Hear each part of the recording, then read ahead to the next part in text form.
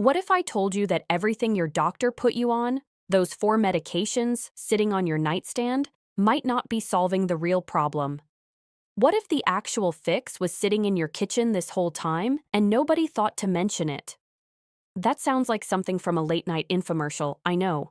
But stay with me for just a few minutes because what we're about to get into is backed by real science, and it changed the lives of people who had been told they had no other options. The biggest mistake most people with high blood pressure are making right now has nothing to do with their medication schedule. It has nothing to do with how much they exercise or whether they cut out salt. The mistake is deeper than that, and it's one that the standard approach to blood pressure management has been quietly ignoring for decades. Most people go to their doctor, they get a reading that's too high, they walk out with a prescription, and that's the entire conversation. Take this pill. Come back in 3 months. And millions of people do exactly that, every single day, and their numbers stay stubborn, their side effects pile up, and nobody ever asks a more important question: why is the pressure elevated in the first place? Here's the thing about how we've been trained to think about blood pressure. We've been told it's largely genetic. We've been told it's about sodium. We've been told that once you need medication, you're probably on it for life. That's the standard script, and it gets repeated so often that most people never stop to question it. Doctors aren't always wrong, and medication absolutely has its place. But what's been left out of that conversation? What has been sitting on the edges of the research for years, without making its way into everyday clinical advice, is that the body has a remarkably powerful ability to regulate its own pressure when it's given the right inputs. Not supplements, not expensive treatments, food. Specific, real, whole food that works on the biological systems that actually drive blood pressure up or down. This isn't some new discovery that came out last month. Research connecting specific dietary compounds to blood pressure regulation has been building for 30, 40 years. Peer-reviewed studies, randomized controlled trials, published in major journals. And yet the conversation in most doctors' offices hasn't shifted. You sit down, the cuff goes on, the numbers are high, and the prescription pad comes out.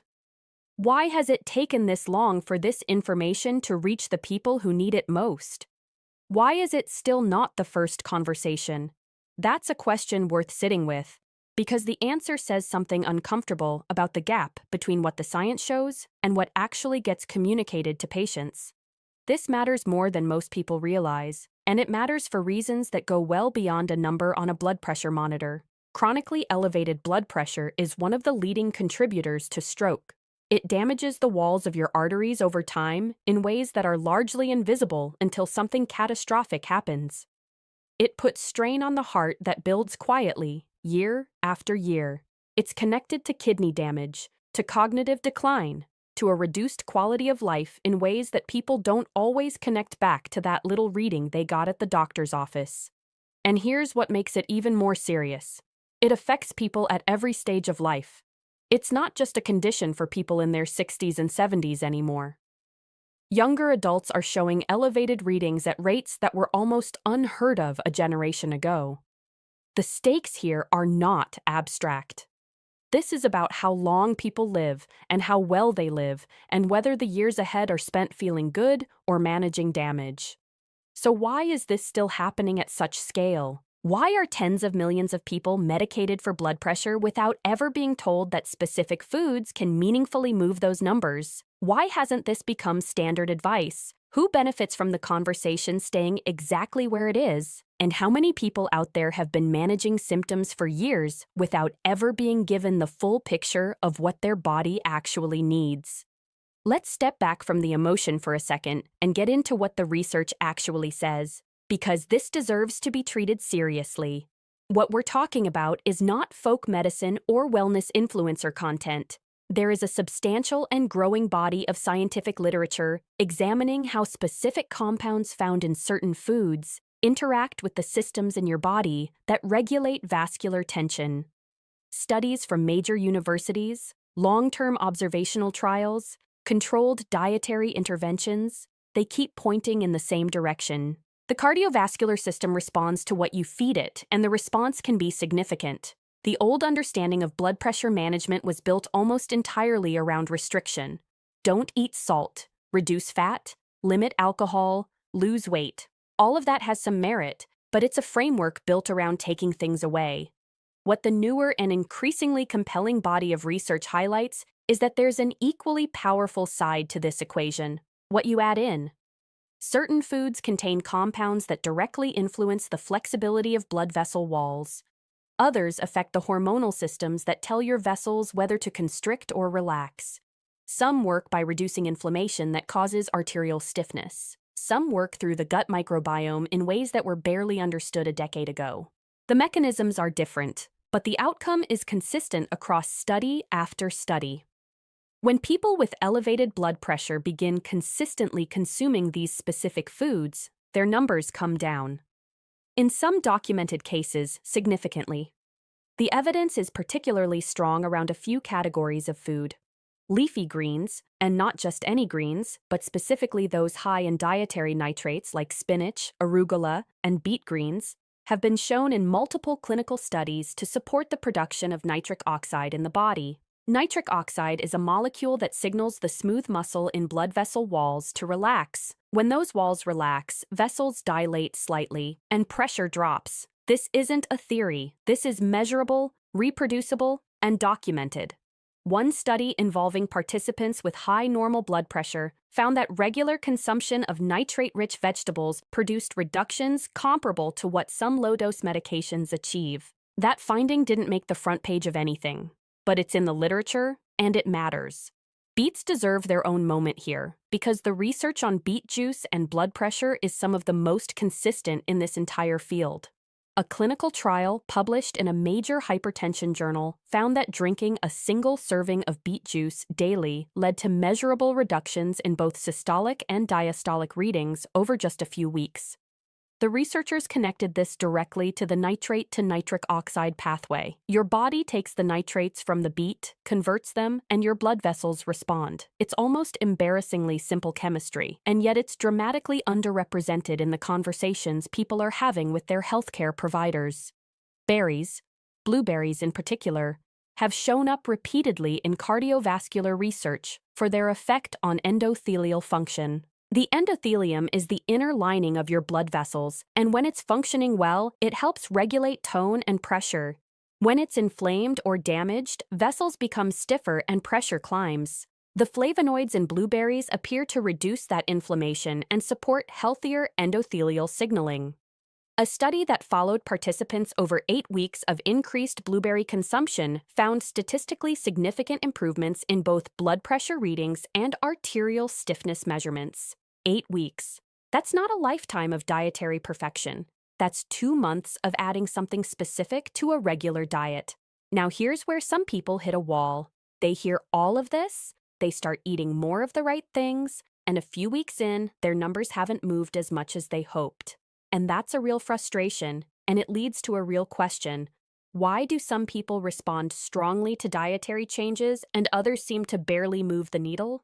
The answer, and this is what gets left out of the simple food lists that circulate online, is that there are several factors that determine how effectively your body can actually use the compounds in these foods. And if those factors are off, you can eat perfectly and still not see the results you're expecting. One of the most significant of these factors is magnesium status. Magnesium plays a direct role in regulating vascular tone, and a large portion of the population is running low on it without knowing it. Blood tests don't always catch this, because the body pulls magnesium from tissues to maintain serum levels even when stores are depleted. If you're low in magnesium, your blood vessels are more prone to constriction, and the foods that should be helping you relax them face an uphill battle.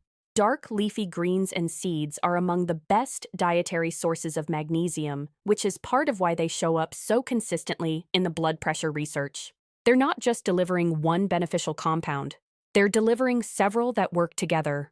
Gut health is another factor that most blood pressure conversations never touch.